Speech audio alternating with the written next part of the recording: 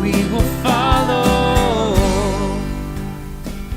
Hello and welcome to Trinity Talk Live, water cooler conversation from a Christian perspective. I am Ken Coughlin, and we got a great show for you here today, another one in our series of kind of helping you get ready for the holidays. And let me introduce you our panel for today. We're going to start here seated to my left. Seated to my left is a familiar face. She was on in September, right? I think so. Yeah. This is Pam Neukam. Pam is married to her high school sweetheart. She is a stay-at-home mom to their two boys, Jacob, who is 4, and Joshua, who is a year and a half. She's a homeschool mom, and I am. Yeah, we're not going to say what we talked about off camera. And seated over here to my right is Katie Lander. Katie is a wife and mom of 2 beautiful children. They are 5 and 3 years old. She can't get enough of children, so much so that she nannies 3 children during the week so she can stay home with her kids. She also volunteers on the youth board as the co-fundraising chair.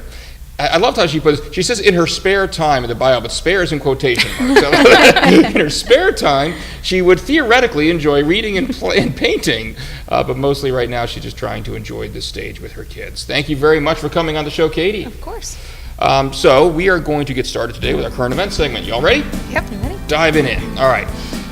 Our first story has to do with the Church of the Holy Sepulchre in Jerusalem. The church contains what many allege is the tomb where Jesus was buried. Now, some researchers believe that they have found more evidence that this is likely the location where he was buried. Around AD 345, Roman records indicate that the tomb was enshrined to mark it as Christ's burial site. Now, 2 separate labs were permitted to test the mortar that's in between the slab and the tomb, and both labs confirmed that the mortar dates to around that same time, around the mid-300s. Until recently, some scholars actually doubted the age of the structure around the tomb, but this discovery confirms that it was enshrined around the same time as the Roman records reflect, showing that at least as of around that time, around 345 AD, Christians believed that this was in fact Jesus' burial place. Our next story is a follow-up to one we ran a few episodes ago. We reported back then about how several churches in the Houston area, despite opening their doors to FEMA to aid in the Hurricane Harvey relief efforts, were ineligible to receive FEMA funds themselves to help repair the damage to their own structures, unless they could show that the buildings they were looking to repair were used at least 50% of the time for non-religious purposes, which is obviously a virtually insurmountable task for a church to meet. However, a process has begun that will hopefully change that. On November 30th, the Disaster Recovery Reform Act was approved by the House Transportation and Infrastructure Committee and will next move to the House floor for deliberation. It would make churches eligible for relief aid, and it received apparently strong support from both sides of the political aisle. Proponents of the bill indicated that church groups, despite being at the forefront of the relief efforts, were being unfairly disadvantaged in the receipt of relief funds themselves. And our final story today deals with Nikki Tayabian. I may be mispronouncing that, and if I am, I apologize. She's an Iranian college student who has lived in California since she was 7 years old. However, in 2016, she reached a low point and was actually contemplating suicide. While she was on a trip to Iran, she lay in bed feeling overwhelmed by self-loathing with suicidal thoughts permeating her mind. Now, according to a story on faithwire.com, Nikki described what happened next as follows. She said, "I closed my eyes for a moment, and it was then I saw an image. My eyelids flew open, and I questioned if I just saw something real. I quickly closed them back up, and a smile slowly spread across my face. Before me, in the darkness, Jesus stood. I heard him say the words, 'Follow me.' When she returned to California, she began researching Jesus, went to church, and has now committed herself to following Christ and is no longer contemplating suicide." So those are our 3 stories for the day. I'm going to start things out over here with Katie and ask you if anything there stood out to you. I think the first story that you talked about really stood out. Ben and I actually talked a little bit about it last night. And you want to tell, because the audience knows Ben. I noticed in your bio you just said you were a wife. You didn't say to who. Who is this Ben of whom you speak? Ben's the lay minister here at Trinity. Everybody probably knows that. Well, there could be people so, watching. I mean, could be, yeah. So anyway, sorry, go ahead. Yeah, so we talked a little bit about that, and the thing that just really got me is, maybe we'll never really know where Jesus was buried, if this is the place that it was or not. And not that your faith should rely on those facts, but how awesome it would be to go and stand in that room, in that place. And it just really makes me wonder how it would feel to be there. I can't imagine the connection that you would feel to him, even just believing that that's the place. So that was something that and we talked to you about how a lot of Christians take kind of like a pilgrimage over to see kind of all the stories that you read in the Bible, and how awesome that would be to go and to take our children and to share that with them. So to me, the last story stood out. She lived here since she was 7. And to me, when I read that, it was God's timing is always perfect, and God's power is made perfect in our weakness. So she's been here since she was 7, and it wasn't until she was back over there in bed by herself, contemplating suicide, that Jesus came to her and said, "Follow me." It was when she was at her weakest, lowest point that he came to her, and now here she is. She's not contemplating suicide. She's turned her life over to Christ, so his power was made perfect in her weakest moment. Those stories like that always amaze me, because you hear things like that, and people ask all the time, well, what about people who never, don't have access to the gospel?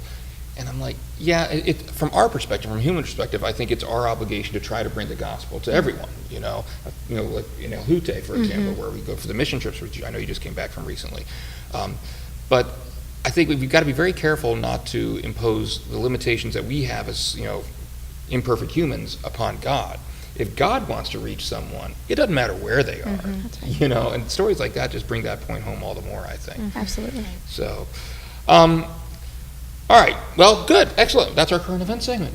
Let's move on to the topic of the week. That's also known as the part of the episode that usually makes the guest more comfortable, because they don't know the current events being current events. You don't know what they are until right before you come here, pretty much. And it's a topic of the week they've been preparing for months, right?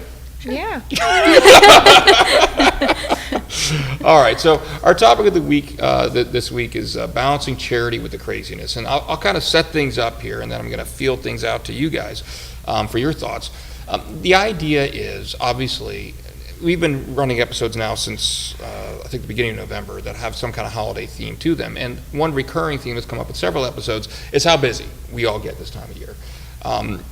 And here we are in Advent. We're supposed to be preparing our hearts for Christmas, for Jesus, to celebrate Jesus' birth.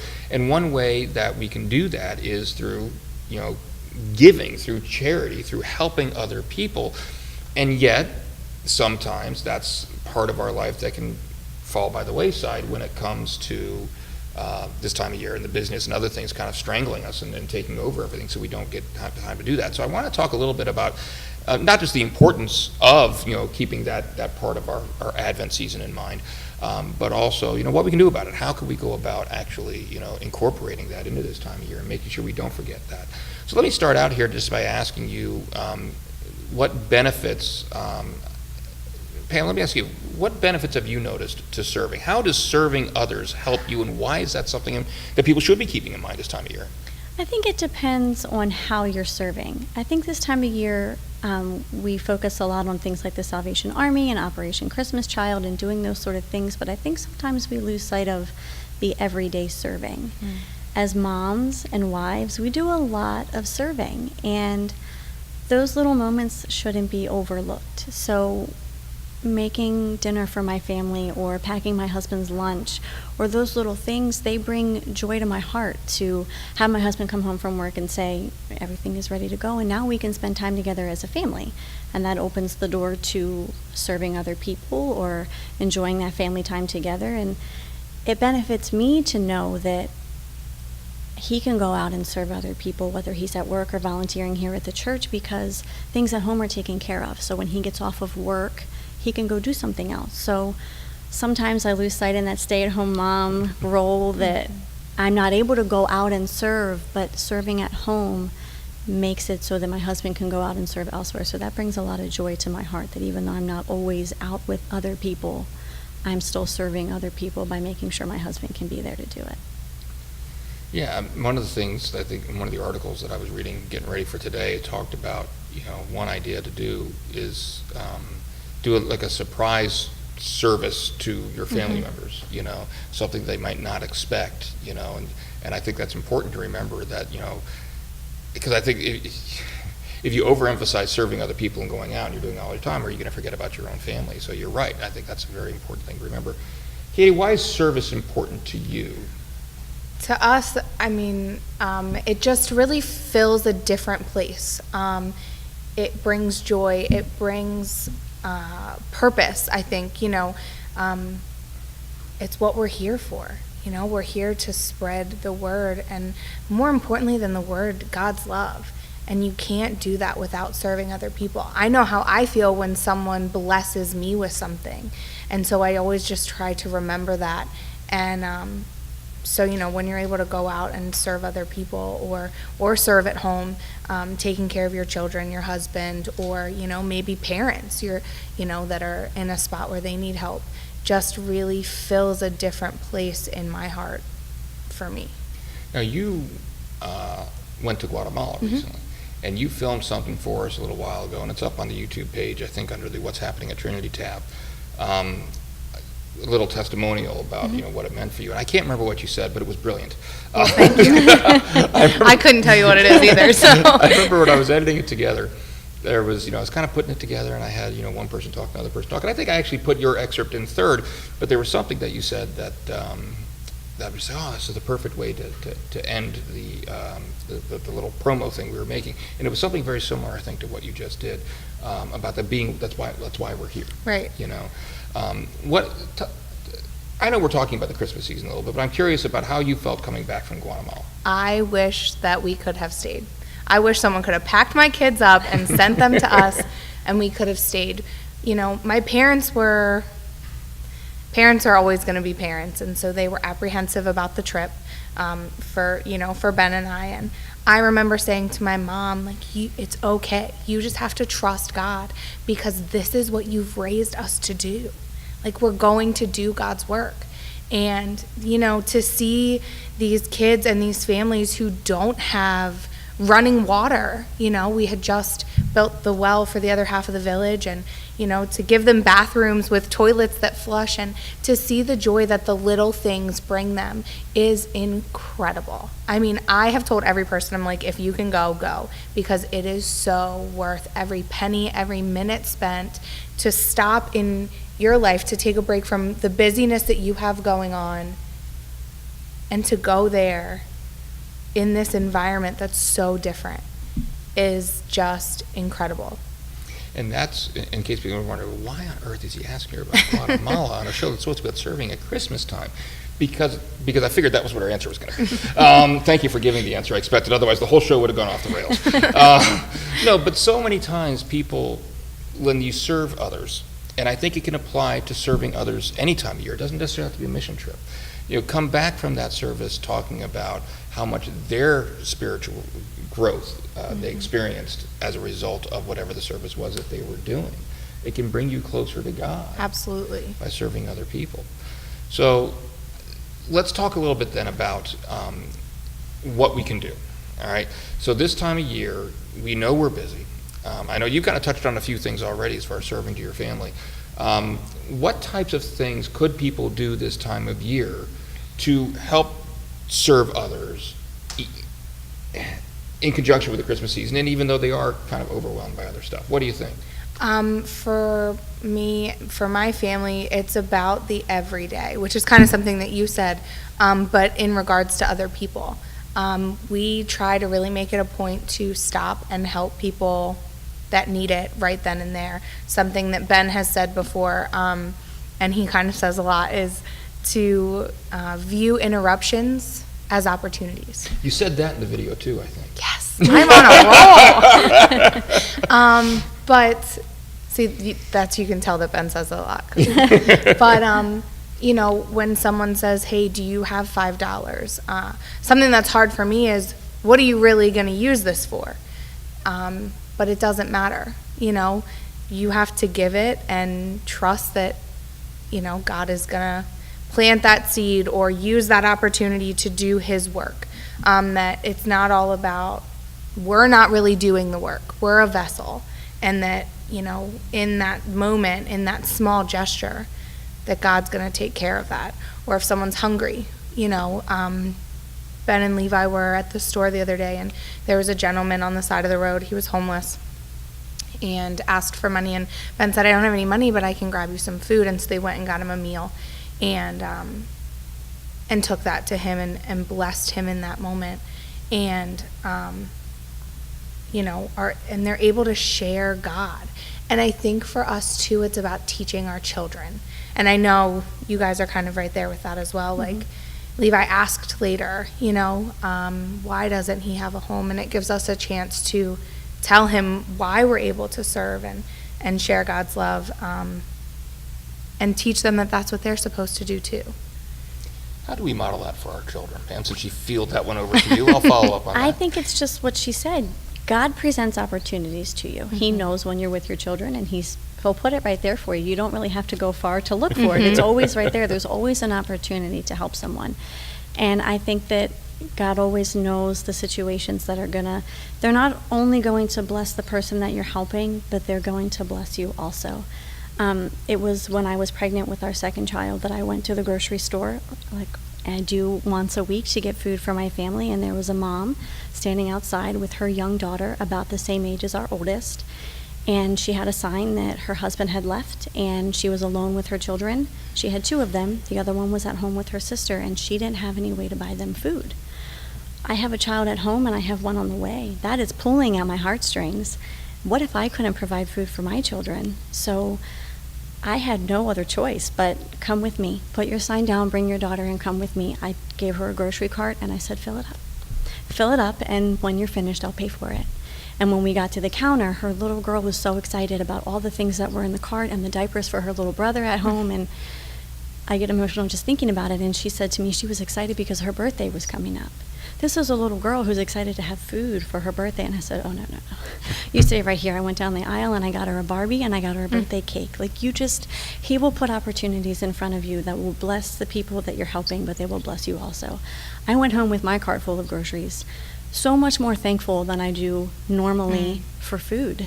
And just the smile on my face I was so excited to tell my husband, you're not going to believe what we got to do today at the grocery store. He wasn't there to witness it, but he could see the joy on my face to know that mom went home with food for her children because God blessed us with the opportunity to bless them. So, yeah, it's always right there. You don't have to look far for it. I love what you put there. Look what we got to do today. Yeah. You know, it's an opportunity that God gives you to grow and develop. You know, something that made me think of that I try to model for my kids, and it might seem silly to some people, I don't know, but one of the easiest ways to serve, and you can do this no matter how busy you are, is to smile.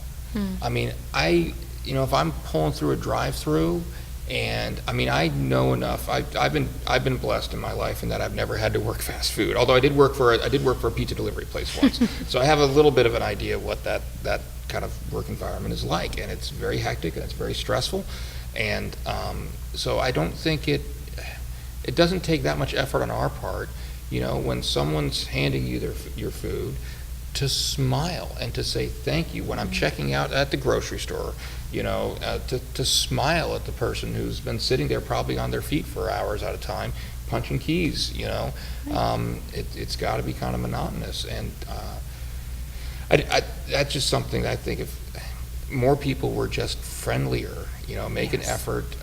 Okay, so maybe the waitress messed up a little bit something about your order. That's okay. I'm sure they didn't do it on purpose, so smile, give them the opportunity to fix it and just let them, it's okay, we're not going to jump in, because I think a lot of people just don't either. I'm not just speaking of people who are like openly hostile and angry and scream, but you say you don't have to walk around life with a scowl on your face, even if I'm not feeling up to it. I try to smile to anybody who is serving me in any way, shape, or form to show gratitude back to them. Yeah, and I think something that goes along with charity is being graceful, showing grace to others. And something that we really try to do is, when you're somewhere and you're receiving a service, whether it's fast food or, checking out at the store or whatever, you want it to be a good experience, and when it's not, it can be really frustrating. And something that we really try to remember and try to teach our kids is to have some grace, because the reality is you don't know what's going on behind that attitude or behind that persona of that person. And so we should take a minute to stop in the busyness and the craziness of our life and what's going on, and pray for that person and smile at that person and just say, you know what, it's okay. And, I think there's God in that too.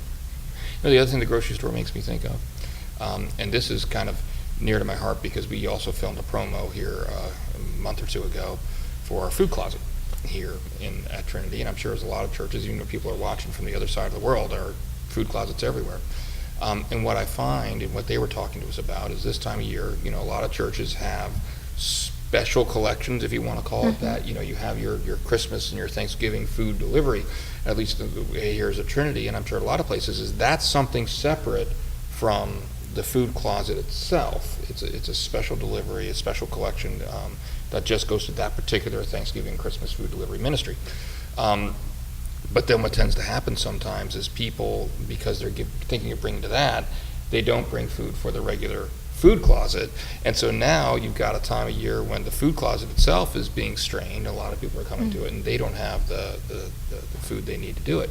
And so even if it's just picking up a couple of ramen noodles or something like that, one of the things Dave Sofsky said to me when we were filming, well, he didn't say it to me, I was filming, he said it to my wife who was doing the interview, is that he says, look, if everybody here just, maybe each Sunday or every other Sunday just brings like 2 things, it could be 2 things of ramen noodles, they're cheap, whatever, then that could, keep the shelves completely stocked. And so that's another way. It's like, okay, you're going grocery shopping anyway, especially if you're hosting people for Christmas or whatever. Why not just pick up a couple extra things for your local food closet? Right. What do you do this time of year? First of all, what do we do? What do you do for fun this time of year with your family? We go look at lights. We go to the train garden. We bake cookies. We decorate. We do a lot of dancing and singing on a normal basis anyway. We watch Christmas movies. We do. Our life is like a musical. We do a lot of things together. We visit with family. We have friends over. We're typical holiday stuff. Typical holiday season Yeah. stuff. Well, one thing I think another thing that one of the articles suggested here is, to think of that list of the stuff that you're doing regularly and ask yourself, okay, well, how can we turn that into outreach, into service? You mentioned singing. Well, hey, how about, if I'm going to get together and have a whole bunch of, a Christmas carol sing with my family, how about we see if we can do that down at the local home or something like that, the nursing home, whatever, things like that. You'd be surprised. We used to, was it with the Drama Guild that we used to go down to the nursing home in Carroll? I can't remember. It was years ago, or was it with Sarah's school, or Girl Scouts? Somebody. Girl Scouts? My wife's nodding to me. I don't know. It was some group we were in years and years ago. But there's a local senior center in Havre de Grace where we live, and we used to go down there with the kids, and they'd go caroling through the halls down there, and it's amazing what a smile that brings to many people's faces. I think that's something we forget this time of year, as we're so busy. Not everyone is so busy with family things.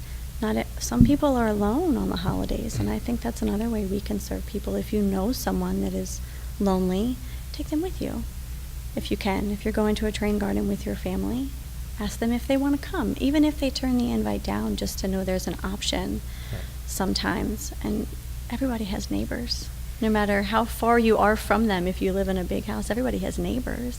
Maybe your neighbor needs help putting their lights up, but I think we forget as we get so busy, not everyone is so busy with other people. Yeah, but that's another great example, because that's something, it's not taking any more time away from you. In other words, it's something you're doing anyway, but here you are, you invite somebody else to come along with you, and all of a sudden it's the same time commitment you had before, but now you're able to serve someone else with doing Absolutely. it. And it usually ends up blessing you anyway, because that extra person, for whatever reason, God always knows. They always bring that little extra something, whether it's, something special with your kids, they form a new bond, or you just don't realize how much your family can light up someone else's day when they're alone. Yeah, we used to do that too. We don't really host a big Christmas gathering anymore, but we used to a few years ago, and we always try to be aware of, like, okay, do we have any friends that are, lots of time it may be military personnel, for example, who are stationed here, and so they're, especially if they're single, they don't have a family of their own, but their parents or siblings, or whatever, are on the other side of the country, and they can't get to them. They might be sitting here alone for the holidays, and so we say, hey, why don't you come over and have Christmas dinner with us? To try to be aware, and just be aware of what's going on in your surroundings, your friends, your family's lives, around you, can help you realize when those opportunities are there that God's putting in front of you. So Absolutely. Sometimes hitting over you with a big stick to get you to get your attention. So, all right, anything else either one of you wants to add? I don't think so. It's amazing how sometimes I ask that question quite a bit, and like sometimes the answer is yes, and I may talk for another 10 minutes, and something goes well, and lots of the question is nope, I got nothing. cut the camera, please. So anyway, that's great. Thank you very much. Thank you very much for tuning in. If you did like this video, if you could do me a favor, go ahead and click the like button. There's a thumbs up button here on the YouTube page. It helps us get this video viewed by a lot of other people as well. YouTube uses a weird algorithm where the number of likes and the number of comments can actually help it get shared to other people. So if you also could go ahead and comment on it. But if you have some ideas about ways that you think people could balance charity with the craziness of the season and maybe make them overlap a little bit, again, take something they're already doing and again, add a service element to it, go ahead and let us know in the comments section. That'd be great for people to be able to see that. Also, if you could, share the video, share our YouTube channel. It's another great way to tell people about it. Subscribe. I don't know if I said that or not. If not, we'll pick it up here. Subscribe to the channel. Trinity Talk Live does have its own Facebook page. It's at Trinity Talk Live Podcast. Please feel free to use that page to give us feedback, give us ideas for future show ideas, things you'd like to see covered. We are going to be back again next Tuesday at noon. Here's the big announcement. We have something really special coming up for the next 2 weeks. The next 2 weeks are going to be kind of I guess you'd call it our Christmas special. The first part is going to be, it's divided up in 2 parts. It's called the Trinity Talk Live Top 10 I can't talk. It's going to be called the Trinity Talk Live Top 10 Christian Christmas Carols and Hymns. We polled the staff here at Trinity Church and found out what their favorite Christmas carols or hymns were. We compiled those into a top 10 list, and we are going to count them down. Not just counting them down, we're going to tell you a little bit about the history of each hymn, and we've actually got a group of very talented musical performers that are going to perform each hymn. Next week is going to be number 10 through number 6, and the following week is going to be number 5 through number 1. These are some great episodes that you're not going to want to miss. You're going to want to share them with your family and your friends when you're gathering together this Christmas. It's going to be a great thing even just to have playing in the background while you're opening presents. So please make sure you tune in next Tuesday at noon and the following Tuesday at noon and share those videos with all your friends and family. So again, thank you very much to Katie Lander for joining us today. Thank you very much to Pam Neukam. I appreciate it. Pam's come back twice. We'll see if she's willing to come back again after this. You say that now on camera. We'll see what you say out for camera. And I don't know if I scared Katie away or not. I'll find out what she tells me as soon as I... Yeah, okay. No. And thank you all for tuning in, and God bless. In your word we will follow.